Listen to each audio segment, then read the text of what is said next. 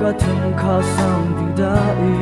chỉ là mong làm tông trong khen ni ang công năng gần xa xí nè nâng mắt thở lệ ang chỉ khăn chi bư chỉ am mẹ phô ra xuống nè nâng mắt sang về cơ số người chỉ làm khen ni sang chỉ gần xa gì anh đã khám sao ri sang về mu lòng mong tăng cùng luôn nhẹ anh chỉ chung là cái xì tới quê mà anh sang về tất cả cái lòng ra về Giêsu nè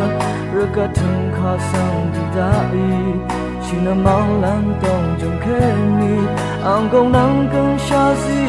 nè nâng mắt thở lệ anh chỉ khăn chi bư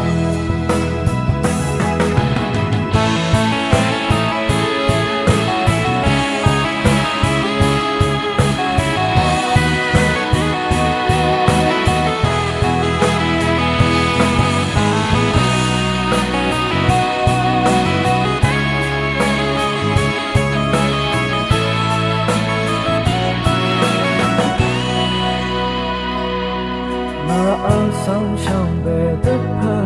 cái lòng ra về Giêsu nè rồi cả thân khá sang thì đã chỉ là mong làm tông trong khen ni anh công năng gần xa xí nè nâng mắt thở lệ anh chỉ khăn chi bư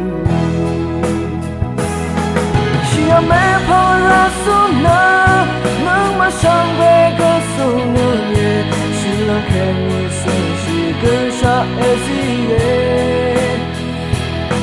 anh đã khám sao ri sang về mu lòng mong tăng cùng luôn nhẹ anh chỉ chung là cái xì tới quê chỉ am mẹ phô ra xuống nè nâng mắt sang về cơ số người chỉ làm khen chỉ gần xa gì anh đã khám sao ri sang về